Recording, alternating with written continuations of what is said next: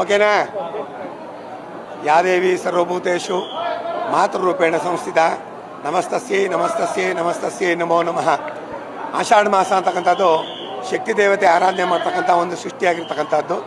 ಹಾಗೆ ಶ್ರಾವಣ ಮಾಸದಲ್ಲಿ ನಾವು ವಿಷ್ಣುಗೆ ಆರಾಧನೆ ಮಾಡ್ತೀವಿ, ಕಾರ್ತಿಕದಲ್ಲಿ ಶಿವನಿಗೆ ಆರಾಧನೆ ಮಾಡ್ತೀವಿ. ಇಲ್ಲಿ 1000 ಮೆಟ್ಟಿಲು ಹತ್ತಿ ಬಂದರೆ ಸನ್ನಿಧಿ ದೊರಕುವುದು ಅಂತ ಮಹಾರಾಜರು ಮಾಡಿದ್ದಾರೆ. ಅದೇ ರೀತಿ ಇಲ್ಲಿ ಬೆಟ್ಟ ಹತ್ಕೊಂಡ್ಬಂದವರಿಗೆ ಅನುಕೂಲವಾಗಿರ್ತಕ್ಕಂಥ ಒಂದು ಸ್ಥಳವಾಗಿರ್ತಕ್ಕಂಥದ್ದು ಚಾಮುಂಡಿ ಬೆಟ್ಟ ಅಂತಂದರೆ ಒಂದು ಪುರಾಣ ಪ್ರಸಿದ್ಧವಾದ ದೇವಸ್ಥಾನ. ಇಲ್ಲಿ ಆಷಾಢ ಮಾಸದಲ್ಲಿ ವಿಶೇಷವಾದ ಪೂಜೆಗಳು ನಡ್ಕೊಂಡು ಬರ್ತಾ ಇರ್ತಕ್ಕಂಥದ್ದು ರಾಜರ ಕಾಲದಿಂದ ಬಂದಿರತಕ್ಕಂಥ. ಅದೇ ರೀತಿ ನಾವು ಮುಂದುವರ್ಸ್ಕೊಂಡು ಹೋಗ್ತಾ ಇದ್ವಿ. ಎಂದಿನಂತೆ ಮಾನ್ಯ ರುದ್ರಾಭಿಷೇಕ, ಪಂಚಾಮೃತಾಭಿಷೇಕ, ವಿಶೇಷವಾಗಿ ಲಕ್ಷ್ಮೀ ಅಲಂಕಾರ ಆಗಿರ್ತಕ್ಕಂಥದ್ದು. 4 ಶುಕ್ರವಾರ ಕೂಡ ಲಕ್ಷ್ಮೀ ಅಲಂಕಾರ ಮಾಡ್ತೀವಿ.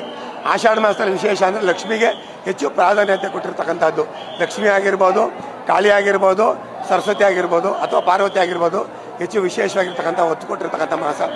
ಇಲ್ಲಿ ಏನು ಈ ಮಾಸದಲ್ಲಿ ಏನಕ್ಕೆ ಚಾಮುಂಡಿ ಬೆಟ್ಟ ಅಥವಾ ಶಕ್ತಿ ದೇವತೆ ಆರಾಧನೆ ಮಾಡ್ತಾರೆ ಅಂದರೆ ಶುಭ ಮಂಗಳ ಕಾರ್ಯಗಳು ಯಾವುದೂ ಇಲ್ಲದೆ ಇರೋದ್ರಿಂದ ಕುಟುಂಬ ಸಮೇತರಾಗಿ ದರ್ಶನ ಮಾಡೋಕ್ಕೆ ಅವಕಾಶ ಸಿಗೋದು ಆಷಾಢ ಮಾಸದಲ್ಲಿ ಮಾತ್ರ.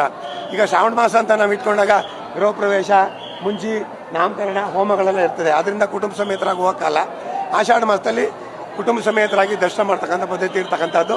ಎಲ್ಲೆಲ್ಲಿ ಶಕ್ತಿ ದೇವತೆಗಳಿದೆ ಅಲ್ಲಿ ಹೆಚ್ಚು ಜನ ಬಂದು ಪೂಜೆ ಮಾಡ್ತಕ್ಕಂಥದ್ದು ಆಷಾಢ ಮಾಸದಲ್ಲಿ ಅಂತ ಹೇಳಕ್ಕೆ ಇಷ್ಟಪಡ್ತೀನಿ ನಾನು. 4 ವಾರ ಕೂಡ ಲಕ್ಷ್ಮೀ ಅಲಂಕಾರನೇ ಹೆಚ್ಚು ಒತ್ತು ಕೊಟ್ಟಿರ್ತಕ್ಕಂಥದ್ದು. ಶಕ್ತಿ ಅಂದರೆ ಮಹಾಲಕ್ಷ್ಮಿ, ಇಚ್ಛಾಶಕ್ತಿ, ಜ್ಞಾನಶಕ್ತಿ, ಕ್ರಿಯಾಶಕ್ತಿ, ಸೃಷ್ಟಿ, ಸ್ಥಿತಿ, ಲಯ ಅಂತ ಹೇಳ್ತಾನೆ. ಅದರಲ್ಲಿ ಅಂದರೆ ನಾವು ಮಳೆ ಬರಲಿ ಅಂತ ಪೂಜೆ ಮಾಡ್ತಾ ಇದ್ದೀವಿ. ಖಂಡಿತವಾಗಲೂ ಮಳೆ ಬೆಳೆಯಲ್ಲಿ ಆಗುತ್ತೆ, ನಿಧಾನ ಆದರೂ ಮಳೆ ಬೆಳೆ ಅನುಕೂಲ ಆಗುತ್ತೆ ಎಲ್ಲರಿಗೂ.